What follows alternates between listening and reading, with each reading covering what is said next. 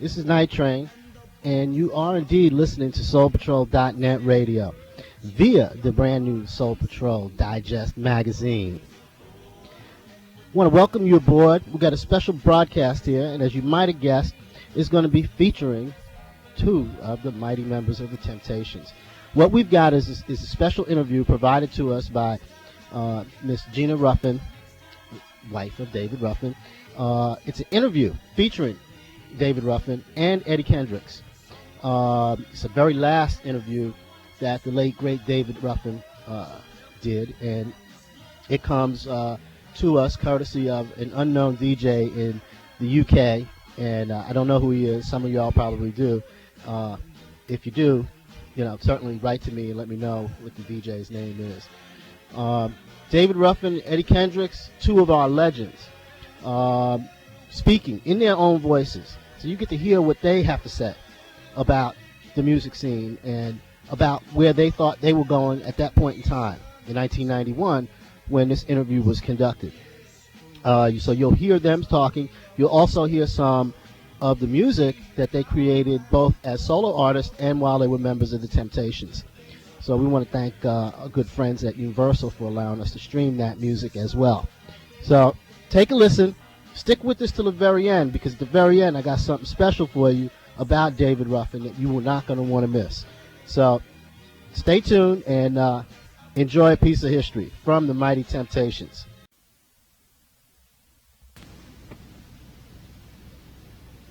Weeks ago, there was a tour of the UK by David Ruffin, Eddie Kendricks and Dennis Edwards of the Temptations. They appeared at Southport Theatre, and before the show I went to a plush hotel in Southport to meet David Ruffin and Eddie Kendricks. Now, I was looking forward to this as I'd never met any of the Temptations, and they certainly made some of my favourite Tamla Motown records. Let's relive the golden days of the Temptations with this, the last recorded interview with David Ruffin, in which he's joined by Eddie Kendricks. David Ruffin is the brother of Jimmy Ruffin, who was also on Tamla Motown, and David was born on the 18th of January 1941 in a place called Why Not, Mississippi. And I asked him to confirm that this wasn't a joke, that there really was a place called Why Not. Yeah, why not? Why not Mississippi? I was born in Why Not, and Jimmy was born in Collinville. But why not? A lot of people have asked me why does it exist? It does exist. It's on the Mississippi-Alabama state line, and WHY is in Mississippi, and KNT is in Alabama. Both you and Jimmy, of course, are singers, so were you both singing together from an early age? Yeah, Jimmy and I, we used to be the Ruffin family. There was my sister, my oldest brother Quincy, and my father, and myself. And we used to open shows for Mahalia Jackson, those Five Blind Boys, or you name it, all the spiritual groups. I remember Mahalia Jackson coming to this country, and I don't think I'd heard anyone with such a powerful voice before. It must have been wonderful to work with her. She was a very, very dynamite lady, and I learned a lot from her. How did you come to be in Detroit? I left home at 14 years old. I went to Memphis, and I was chauffeuring a limousine for a minister. And I left Memphis, and I went to Arkansas. The minister and I, we worked down there for a while, and I came back to Memphis, and I joined the Dixie Nightingales. I started back traveling a lot then with the Dixie Nightingales, Swan Silvertones, the Dixie Hummingbirds, you name it. After that, I went with the Soul Stirrers for a short time, after Johnny Taylor left. And then I went to Hot Spring Ark. No, what I did, we wasn't selling enough ads for our paper, the minister and I, to afford to keep me out on the roads. After that, I went to Hot Spring, Arkansas with our finest Newman Sr. He's a great jazz player. And I played at the 50 Grand Ballroom Casino. I worked there for a month. And I went to Detroit, Michigan, where I met Perry Gordy. Now, Eddie, what I know about you is that you were in a group called the Primes, first of all, and somewhere along the line, the Primes became the Primettes, who became the Supremes. So can you sort that out for the listeners? We were called Cavaliers, actually, and it was in Cleveland. And we left Cleveland. I met this guy, gentleman by the name of Milton Jenkins. He took us to Cleveland. We changed the name to the Primes, and we met this girl group who we changed to the Primates and became brother and sister group.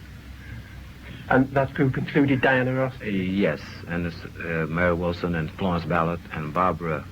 I had no idea that any of us would be. I guess we would be big, but I had no idea. We just had the talent, so I could say. And it's up to the Lord that pulls the race across, which is what happened. What about the Temptations? How did you come by that name? Well, I have no idea how that happened. To be honest with you, right today, I don't know how that went down, and I'd like to know myself. Billie Jean Brown is the one that named the group. He was Barry Gordy's secretary. There was another group called the Temptations, and they had a record called Barbara. Now, how we come up with the name, I have no idea. One of the first Temptations records you're singing on is The Way You Do the Things You Do. Do you remember actually getting that song? I guess we were, as I can remember, we were at the Apollo in New York.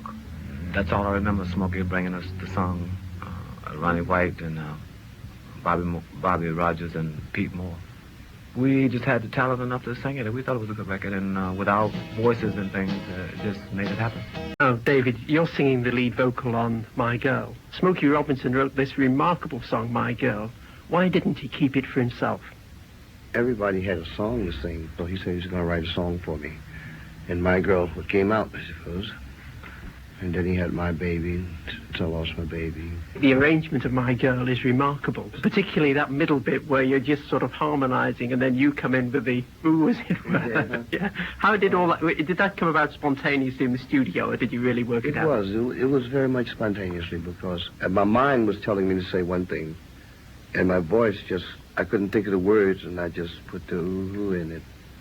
And when I just held the note, and later on, I just said, well, we got to go back. And he said, no, we're going to keep that. So, do carry on. What about the dance routines that were worked out? Because I was looking at a video last night where you were doing It's Growing. And, I mean, did you have a lot of fun working those out? Yeah, well, working, we enjoyed it. Afterwards, the work part, well, I don't guess everybody enjoyed it too much, but, you know, who enjoyed working? Yeah. But after we get it together, then we look at it as a nice picture. Yeah, you can say you enjoy working, yes. We are a show group, too, as well as singers. I would like to think that we give the people basically what they want. What about Get Ready? Because that was one of the liveliest of the Temptations records. Well, anytime you talk about writing, basically the songs, you have to basically speak to Smokey on that. And now the performance, I thought we did a good job of performing those songs for Smokey Robinson and Motown. Again, don't you think Smokey was being very generous in not keeping these songs for himself? Well, maybe he couldn't perform them as well as he thought we could. We have a local disturbance in the neighborhood, ladies and gentlemen. And now the car is going down the street. No, but writers are, I think, they have an image of songs in them. They see an image out of something, and it comes out. Eddie had a tune, I know, for me. I guess he just thought maybe it would fit me better, you know, my voice or whatever. Way back in the hills of West Virginia. I ain't got no money I can send him. I got a dog won't bark, a hen won't lay, a rooster won't crow, a well went dry just the other day, way back in the heart of West Virginia.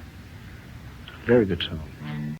When you got Ain't Too Proud to Beg, what was said to you in the studio there, David? Because it seems to me that your voice on that was somewhat rougher than it had been previously. Was that deliberate? No, my voice, it wasn't any rougher. I don't know what kind of voice I have. I really don't. Don't know.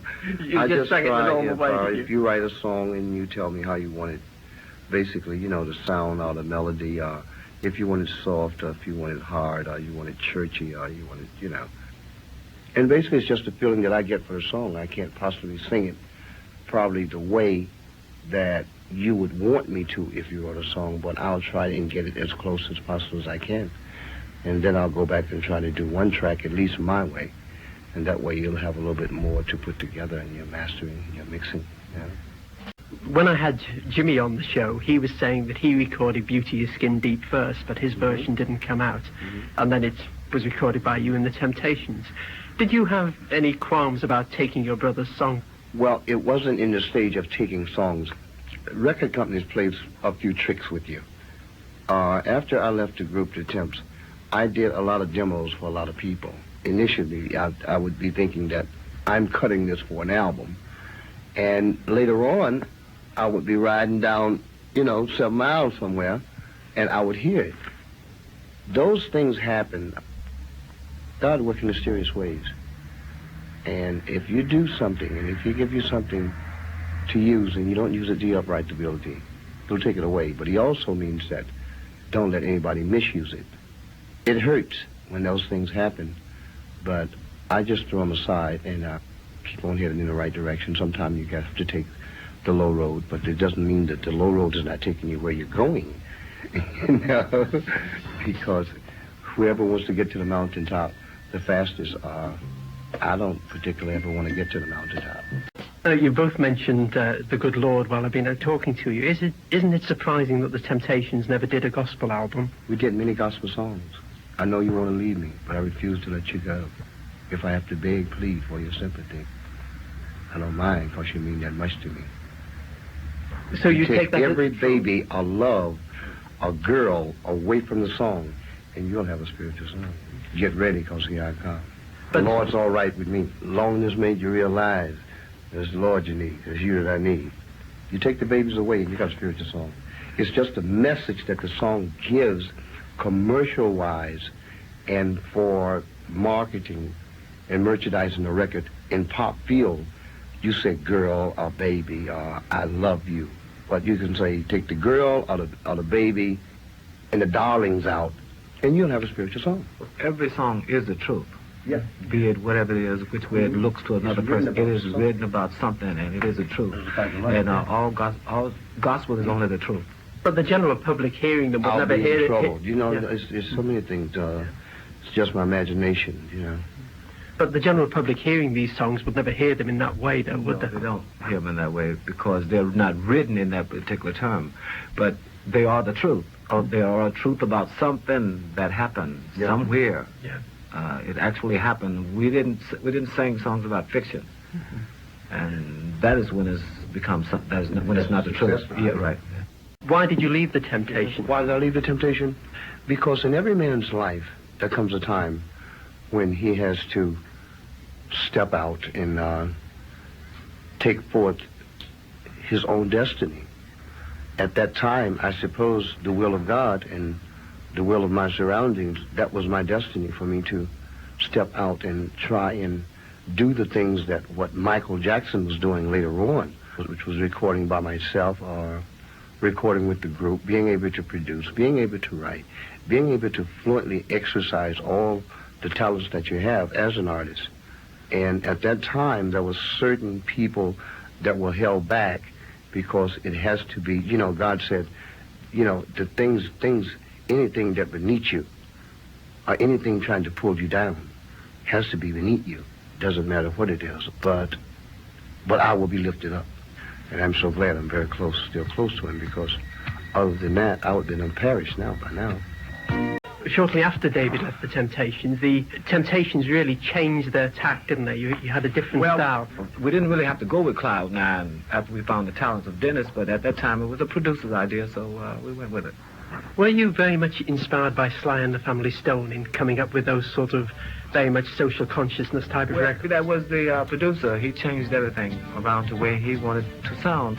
We get slightly caught up in the battles, and though we have the voices to do everything, they decided to change our styles, and they did.